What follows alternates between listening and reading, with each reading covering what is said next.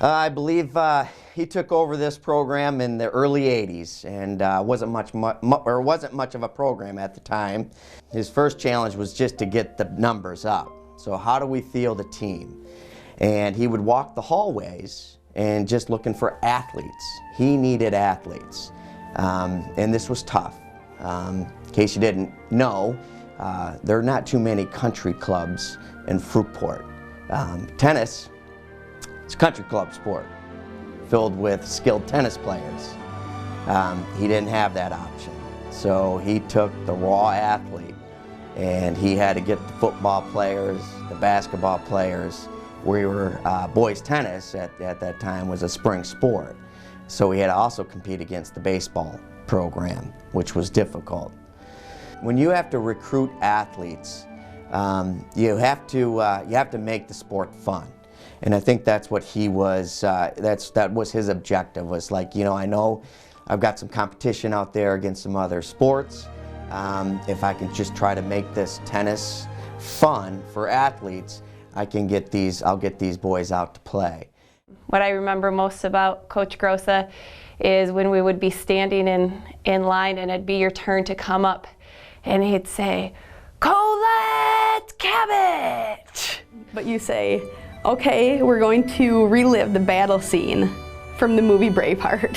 So here we are, a bunch of girls lined up, you at the end with our tennis rackets, and you have us run through the soccer field, screaming with our tennis rackets above our heads.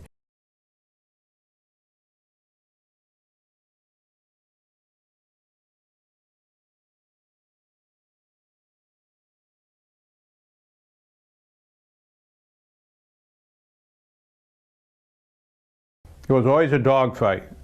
Whenever we came to Fruitport, or whenever Fruitport came to Spring Lake, I knew it was going to be a battle.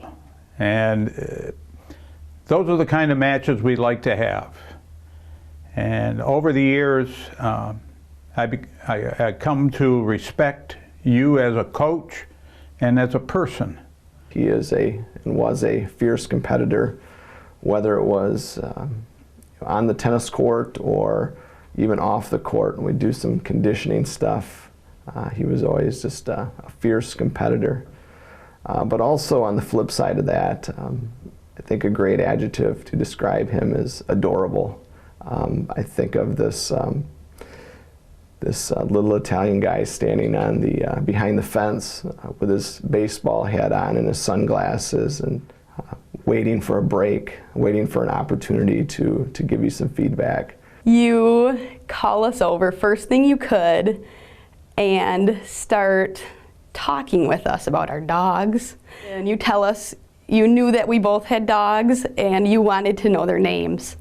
So we both tell you what our dogs' names are, and then you send us back out. And that was it. You didn't yell, you didn't lecture, there was none of that.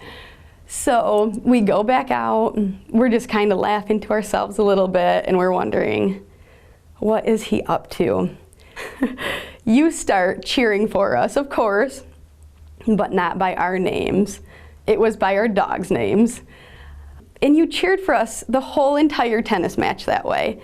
And it helped. It helped kick our nerves, but it wasn't just you cheering for us that way. The whole tennis team was doing it, and so were the parents for the whole match. The rides home were quite lively. There definitely was not a disappointment, whether it was a loss. There was always some exuberance, even with a win. I think, when he gave us an inch, we took a mile. We certainly bent the rules at times, but at the end of the day, I think if anything else, late at night, and he was, discussing the day's activities with Mom, I think at the end of the day, it brought a smile to his face. There's few people in one's life that spark something when you see them, and I would say, as Mr. Grossa, he would be definitely mine. If I see him, I don't get to see him very often anymore, but something inside of you lights up. I was his son, but I wasn't his only son on the team. He treated all of his players as his own son, and that was pretty special. I always think that Mr. Grossa, he could have retired when I was a junior, but he stuck around for me. I always think because he wanted to see me out. It might be a little self-centered of me, but that's just what I think of Mr. Grossa. Thank you. It seems cliche, but thank you for all that you've done. Thank you for putting so much into our community. You truly are a great mentor, and you have the heart of a teacher and coach, and I'll never forget it. And Dad, upon everybody that ever played for you, you know, one thing I want to say to you is damn proud to have you as my dad, my teacher, and my tennis coach. Very lucky and fortunate. Thank you very much, and we all love you.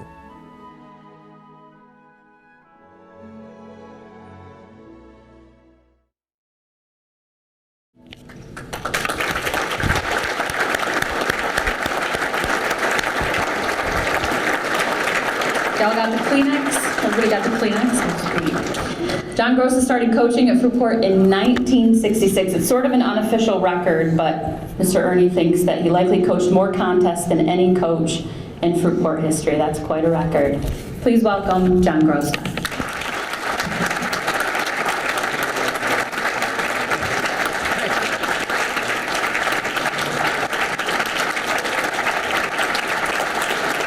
God, what can I say?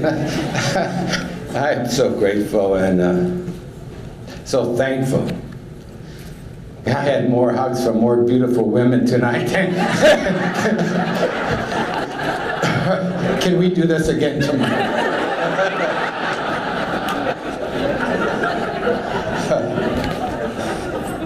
No, I don't know. You know, I've had so much support here at Fruitport. God.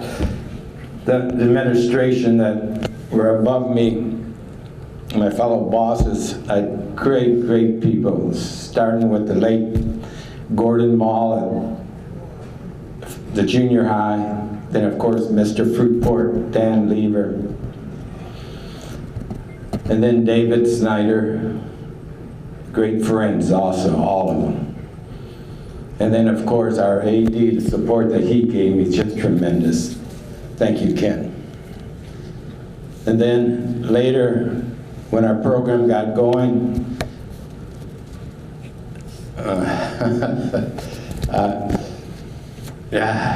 Brad Busker helped me so much at the end as my JV coach. Thank you, Brad. And I want to congratulate the other inductees that are here. Congratulations, I watched you. Especially the athletes, I watched you play, and you made me very proud that I was part of the Trojan staff. And I remember Bob Sarakman out there shooting those baskets, and a wonderful person also. And oh, Len Vargas, awesome. He helped me win regionals once. Really, he doesn't even know it. We were.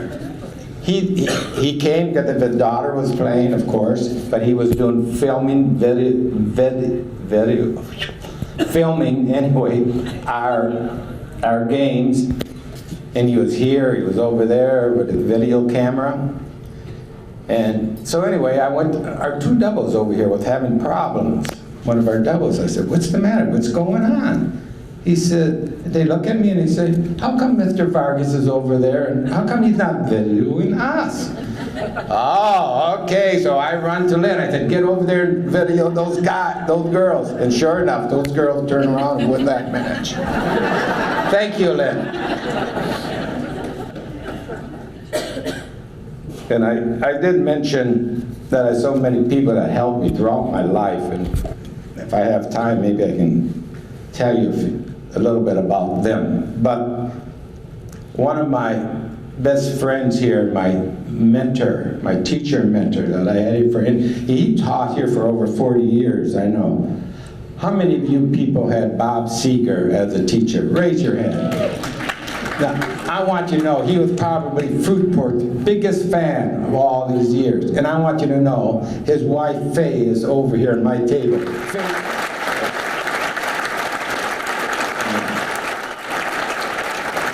A few years back, when I was maybe 13 or 14, when I had a lot of hair, I had 2 colics here going, and I couldn't keep my hair down. Of course, 13 and 14, you know, you want to get the girls, and I couldn't keep that hair down. I'd buy the butch wax, came in a glass jar, just smeared on her to keep my hair down. And my mother in her broken English, half Italian, having, Johnny, Johnny, Johnny, don't you complain about those colics. That means that you're going to be very lucky and fortunate in life. How right she was. How right she was. Being here at Fruitport, what a tremendous community. Lucky me that my parents, a little bit about my parents, all right? My dad, of course, came from Italy, worked in the coal mines in Illinois for a while. Went back to Italy, married my mother, and he was an American citizen then, tried to leave Italy, and the Italian government wouldn't let him go. He said, you have to serve in the Italian army before you go. Well, he escaped to America, and then a few months after that, my mother came. How lucky was that? And then, of course, we moved to Detroit, and then a few years later, they moved to Elk Rapids, Michigan, where I grew up. I had 2 beautiful brothers and a sister that were quite older than I was. I was 10 years younger than my nearest brother. That was a mistake. Thank God there wasn't birth control, right?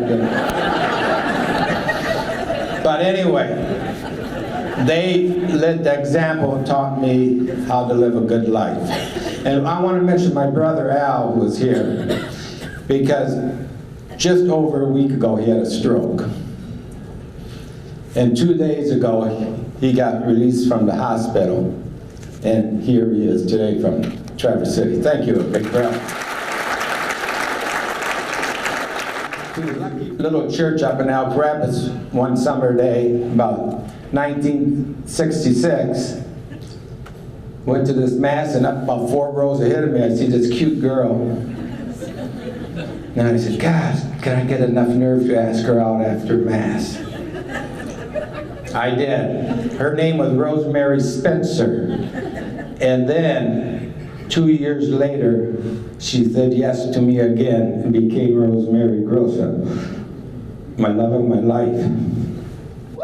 Thank you. How lucky was that? And then to have 4 beautiful children, 3 of them are here now, 1 came from Arizona, and then to have 8 beautiful grandchildren, and some of them are here today. How lucky is that?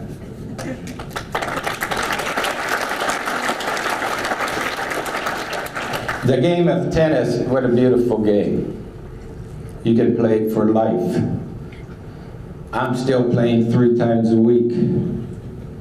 I'm fortunate enough to have I live in Florida for 6 months, and up north in Elk Rapids for 6 months. So I've been playing a lot of tennis, beautiful game, and I still get emails from former tennis players. Hey, I have my daughter playing, I have my son playing now, thanks to you. And how about the friendships you develop playing tennis and being on his tennis teams? My son, Tony, and my daughters, their best friends were people that played on their tennis teams. So, and that's on all athletic teams.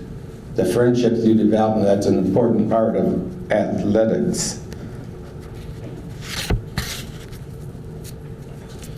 Well, in about 1982, how did I become the tennis coach? Maybe a little bit by accident. they needed a tennis coach. And they were looking for, it's not like hiring a football coach, you know. They were looking, anybody in the high school can play tennis. I said, well, I play little tennis. Okay, you're the coach. So, that's how I never had a tennis lesson in my life. Didn't know, I'd call myself an alley tennis player, just picked it up. And like my son said, to start off, it was pretty thin, the talent. The numbers, had to get numbers. One time I was in a hallway and this little girl comes up to me, braces on her teeth, little girl, big smile, Mr. Grossa, Mr. Grossa, I would be up for the tennis team, but I have play practice, I'm in this play. Can I come out? Of course, come on out the next day. And by gosh, what a lucky break that was. Her name was Lori Eskew, and she became my #1 player. And would you believe, 17 years later, I received a letter from her from Alaska, congratulating me on my retirement. And then, my first #1 boys tennis, my first #1, this little kid comes out to the tennis team. You look at his shoes, holes in his shoes. These old-fashioned tennis shoes, canvas. Couldn't afford a tennis racket. He had an old wooden tennis racket. Jim Pritzbeiling, and he played tennis. He went out there in his raggedy shoes. Finally, I lent him a tennis racket I had. What a competitor. Very competitive. I'll never forget that kid.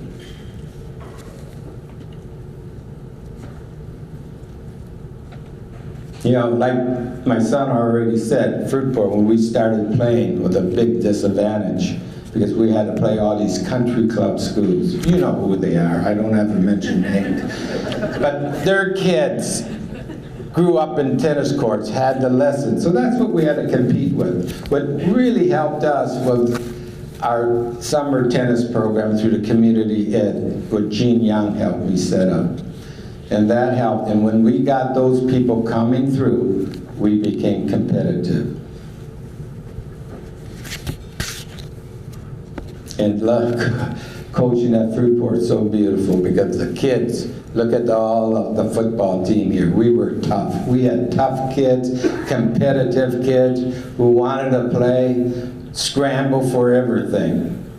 It's just enjoyable. And the parents, thank you parents for sticking with us and helping us coaches out.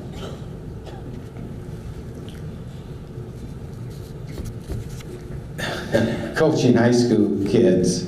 No, I have to remember now, because sometimes I've talked to so many banquets, I think I'm talking to high school kids. I forget you guys are adults now, right? And anyway, you know, once in a while, coaching high school coaches, they're teens, you know, sometimes they can be a little nasty, but sometimes they can be very beautiful. I don't know, they're so forgiving, compassionate, emotional. I love them. Sometimes you got to give them a chance, a second chance, sometimes a third chance, and maybe a fourth chance. But look at yourself, look at the football teams we've had. Look how you have become. Congratulations to all of you. Do we make mistakes? Coaches? You're darn right we make mistakes. I'm going to tell you a couple of little ones. I'm going to not tell you about the big ones. But I had these twins, the Irwin twins, playing for me. They were playing doubles. I said, gee, wouldn't it be nice to put them together on the same team so the parents could come and watch them and hear the two players, or the two sisters are playing together. What a big mistake. I finally spit that up quick and I think they're talking to each other again. I had one girl, and we assume things, you know, we assume girls can do certain things, or boys. I had a girl who couldn't serve, could not serve. And I said, it's just a throwing action. Just pretend you're throwing your racket. And she tried and tried and tried. Just couldn't get it. Finally, I get a little bit mad. I throw a ball at her. I said, here, throw the damn ball at me as hard as you can. So she's over here. Well, we found out why she couldn't serve. She didn't know how to throw a ball. So, and her name was Stephanie Miller, and she ended up playing number 2 single for me. A great gal.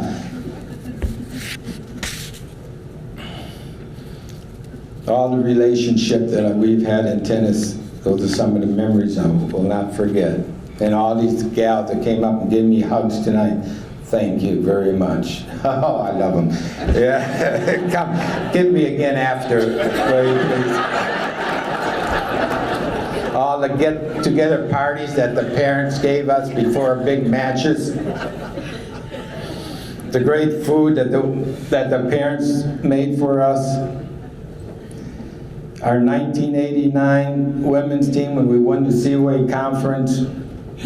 The 1994 women's tennis when we won the regional. These are memories I will not forget.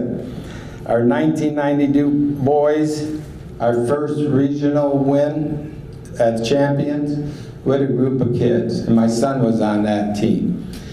Rob Rogers, your assistant principal, was on that team. Tommy Grimm was on that team, who was here. We were tough. They were mean. They were awfully mean, but competitors. And I'll tell you, we had a doubles team by Mike Brown and Jimmy Peasley. And I'll tell you, nobody made a bad call against those guys. I found out later, Tony told me later, that did you know that Jimmy Peasley had the reputation of being one of the toughest kids in Muskegon County.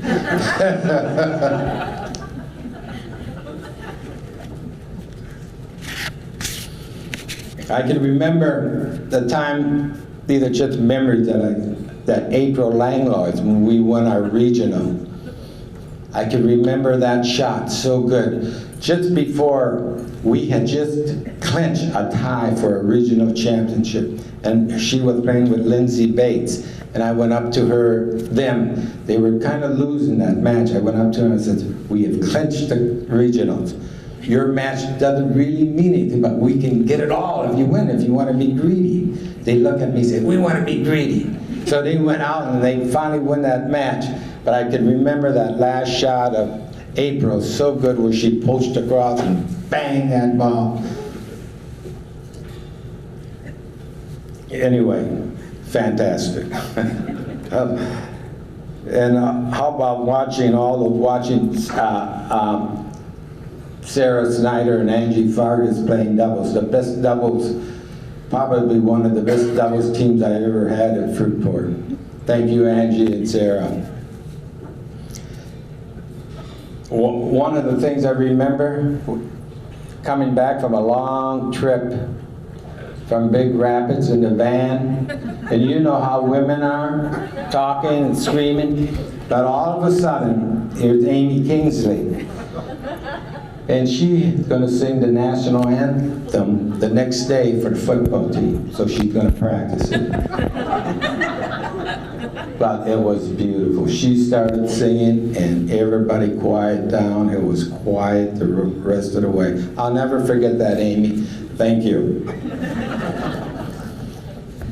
One more. I'll talk about one more group. Kurt Osterhart and Nate Knowles.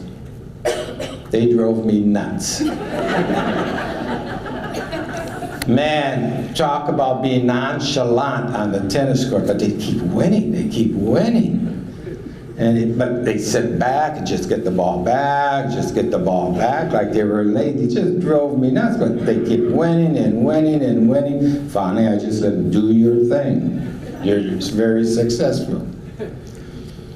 After I retired about a couple years, up in Elk Rapids, my wife gets up in the morning, looks out the front window, and says, John, there are people sleeping on our front lawn, sleeping bags. I look out, I start laughing. Of course I knew who they were. Pretty soon, knock, knock, knock. Here comes Nate and Kurt and his girlfriends with a big bag of groceries, and they proceed to cook us breakfast. Look. So, anyway, I want to thank everybody. I enjoyed coaching here, the community of Fruitport. You have given me so much. You have given me a lot more than I think I have given you. So, thank you very much.